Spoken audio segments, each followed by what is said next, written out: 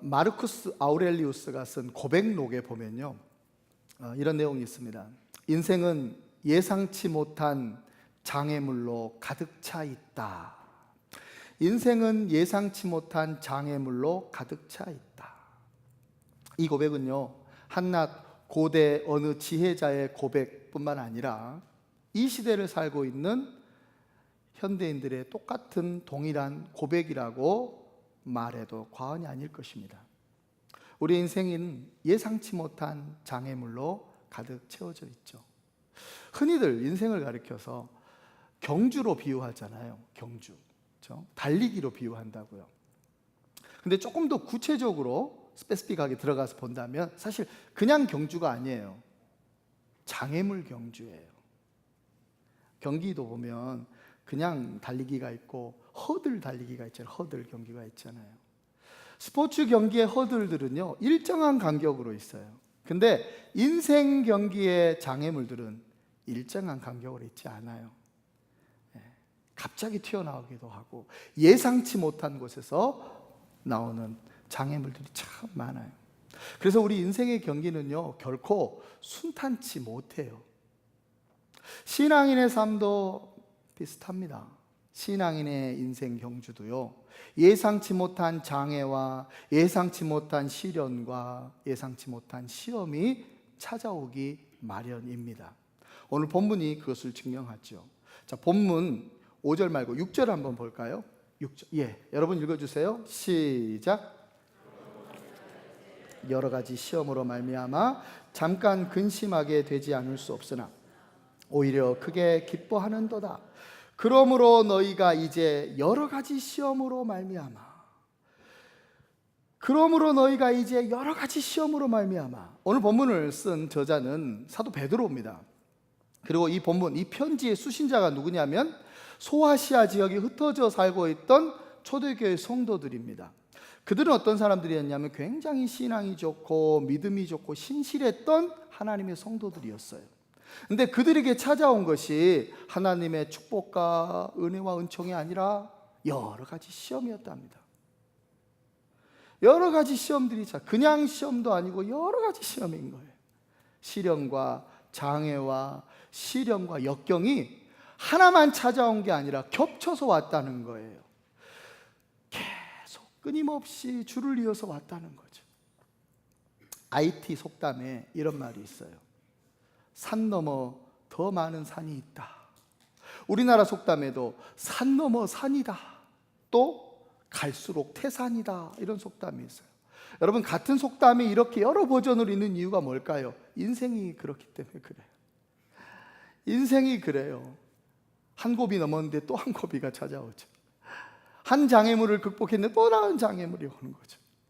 인생은 예상치 못한 장애물로 가득 채워져 있는 거죠. 여러 가지 시험들이 우리 삶 속에 있지요. 그것들이 우리를 기다리고 있지 않습니까? 근데요, 이건 다 똑같아요. 누구에게나 똑같아요. 어떤 사람은 시험도 없고 역경도 없고 시련도 없냐? 아니에요. 모두에게 똑같이 와요. 모두에게. 근데 다른 게 있습니다. 뭐가 다르냐면요, 모든 사람에게 똑같이 시련과 역경과 시험이 찾아오는데 다른 건 뭐가 다르냐면 반응이 사람마다 달라요. 대부분의 사람들 어떻게 반응하냐면 시련과 역경과 시험이 찾아오면요, 무너지고 좌절하고 절망해요. 그러나 소수의 사람들은요, 다른 반응을 해요.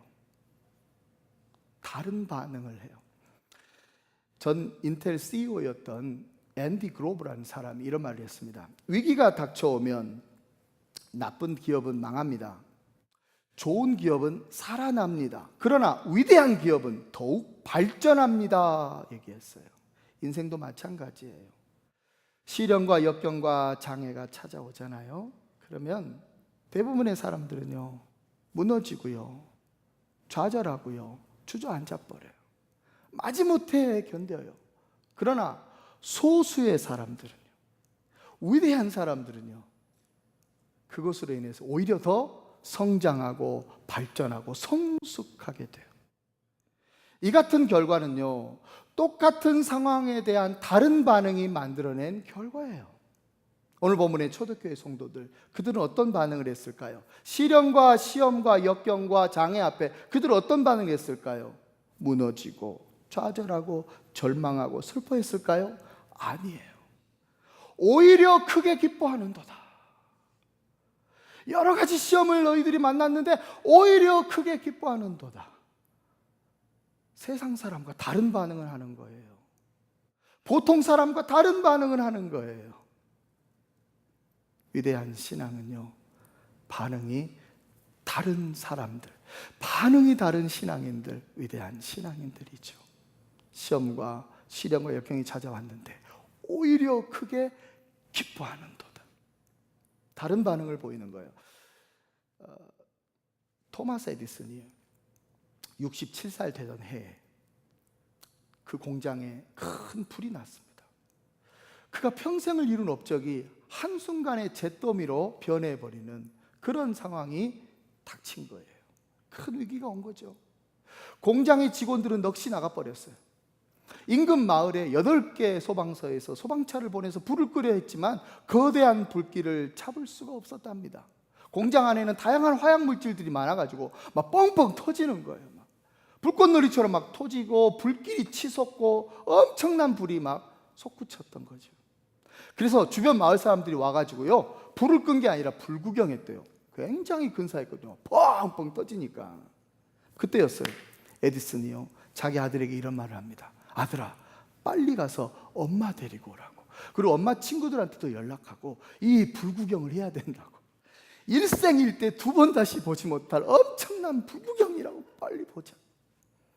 아들이 어이없어 하고 있는데 그 아들을 향해 다시 한번 얘기합니다. 아들아, 네가 왜 그 표정 짓는지 나는 잘 안다. 괜찮다, 괜찮아. 이참에 쓰레기들 다 태울 수 있게 되었구나, 얘기했대요.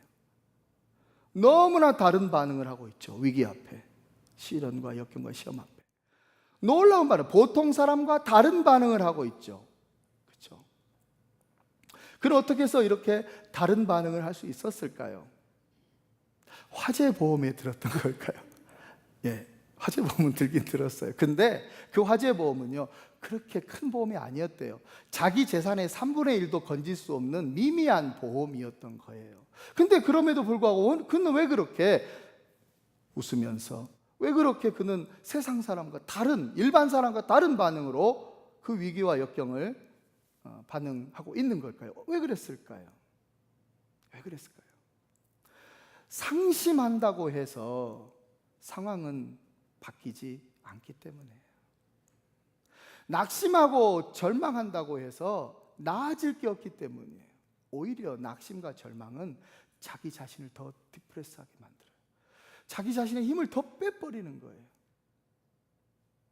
차라리 웃어버리고, 차라리 초연하게 받아들이고, 차라리 담담하게 받아들일 때 다시 일어날 수 있는 조그마한 힘이라도 생겨요. 그는 그 힘, 그 에너지를 극대화합니다.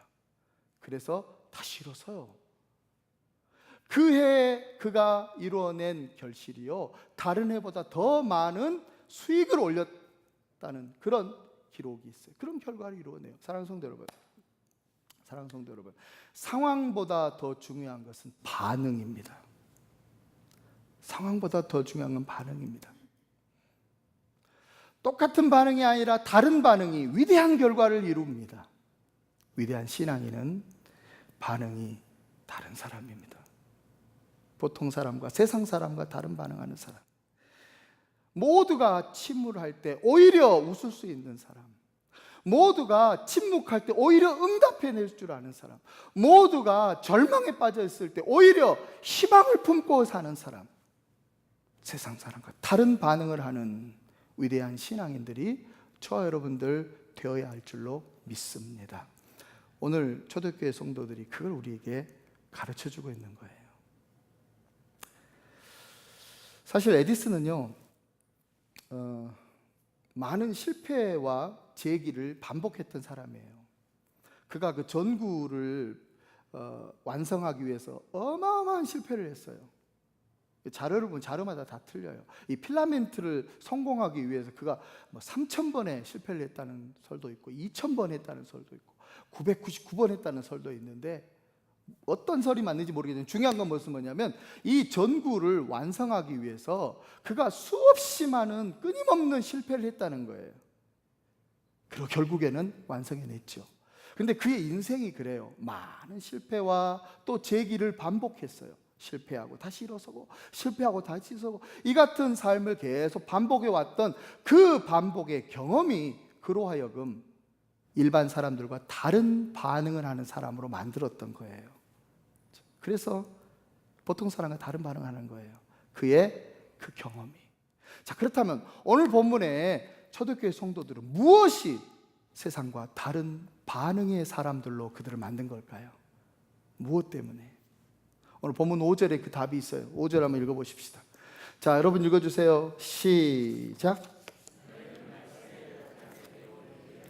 구원을 얻기 위하여 믿음으로 말미암아 하나님의 능력으로 보호하심을 받았느니라. 아멘, 아멘. 이 구절의 핵심어는 중간에 있는 믿음이라는 단어예요. 믿음으로 말미암아, 믿음으로 말미암아. 초대교회 성도들은요, 말세에 나타내기로 예비하신 그 구원을 이루기 위한 믿음으로 살았던 사람들이에요. 그 믿음으로 살았던 사람들이에요.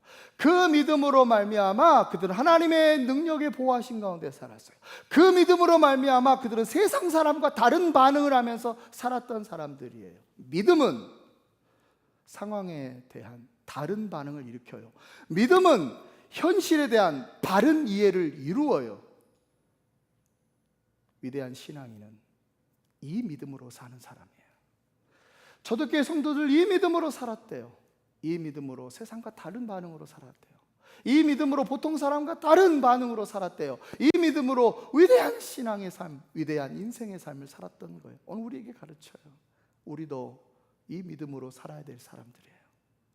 우리도 똑같은 하나님을 믿고 똑같은 예수님을 믿고 똑같은 성령께서 우리와 함께해요.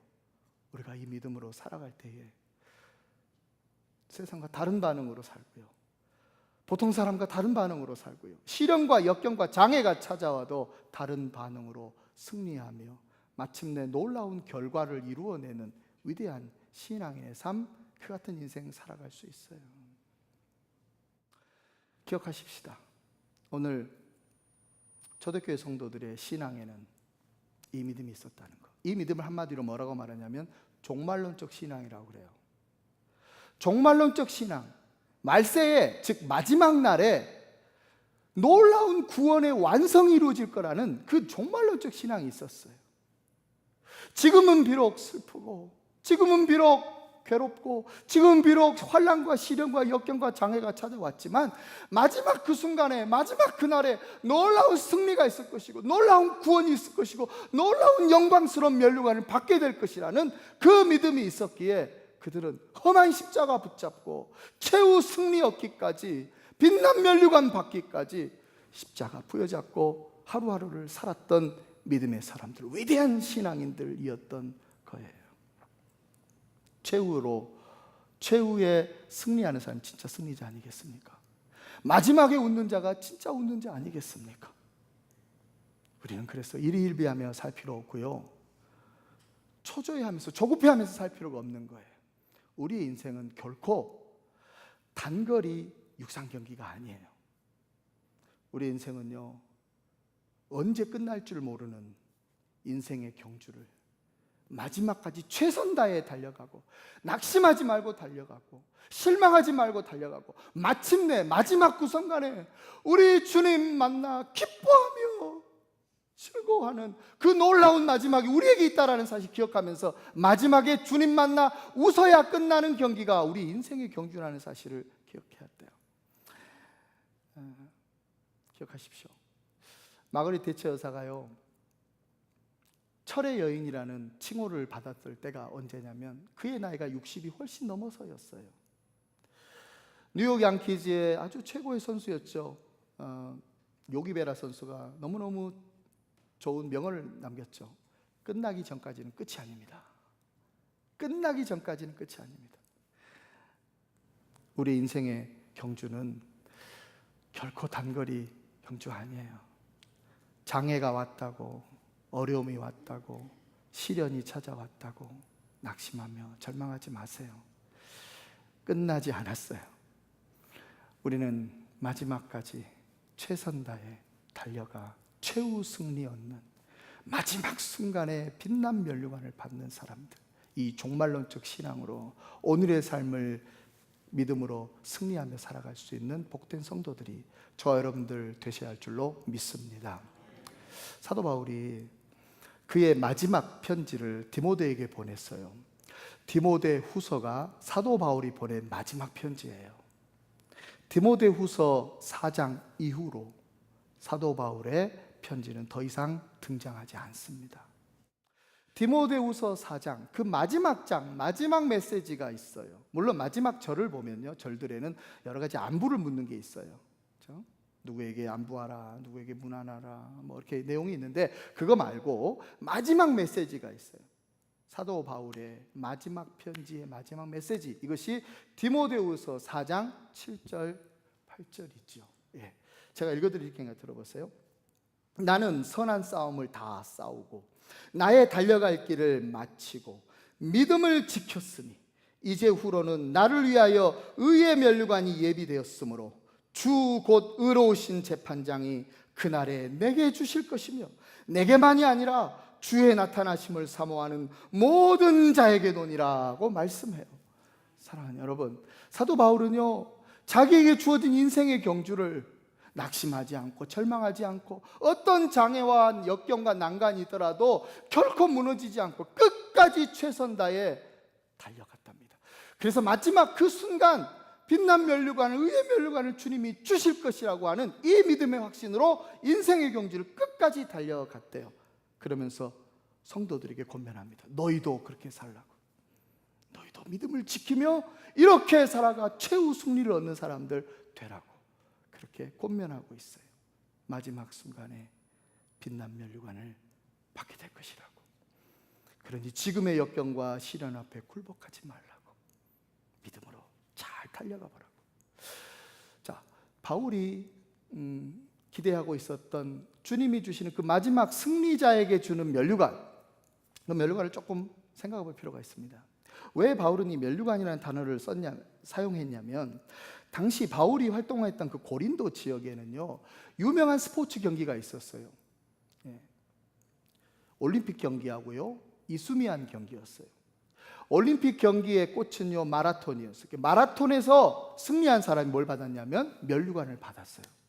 그거 보고 나도 내 인생의 경주를 마치면, 내 인생의 장애물 경주를 잘 마치고 나면 그 승리의 그날에 우리 주님이 저 면류관 주겠구나, 그걸 깨달았던 거예요. 또 있어요.